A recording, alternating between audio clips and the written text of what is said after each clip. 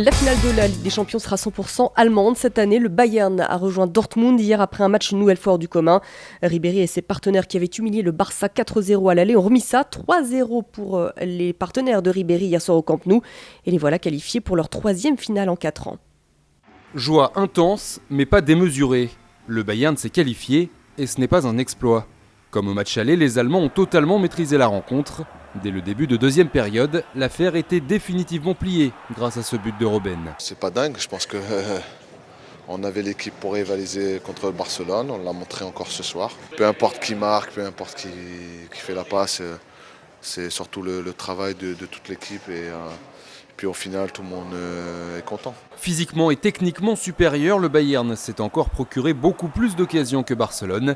Les deuxième et troisième buts de Piqué contre son camp et Thomas Müller sont venus récompenser un football offensif et spectaculaire.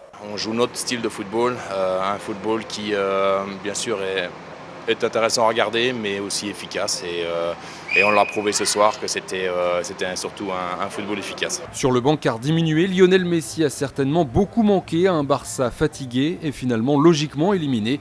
Le Bayern Munich pourrait remporter contre Dortmund la 5e Ligue des Champions de son histoire, la première depuis 2001. Et en Bavière, la nuit a été extrêmement courte. Les supporters ont dignement fêté la qualification pour la finale.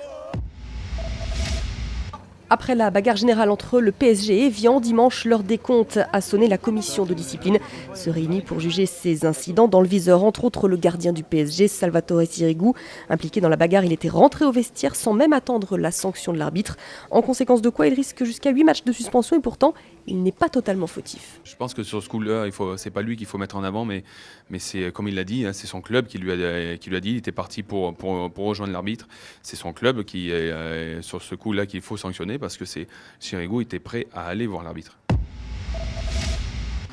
Ça n'est pas passé très loin, mais c'est terminé tout de même. Édouard Roger Vasselin a été battu par David Ferrer au premier tour à Estoril.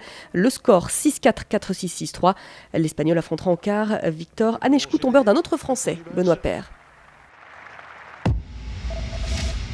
Les 4 jours de Dunkerque, une victoire française hier à Courrières. Arnaud Desmar, bien épaulé par son équipe, s'est imposé au terme des 155 km de cette première étape. Il a devancé le Néerlandais Sinkelman.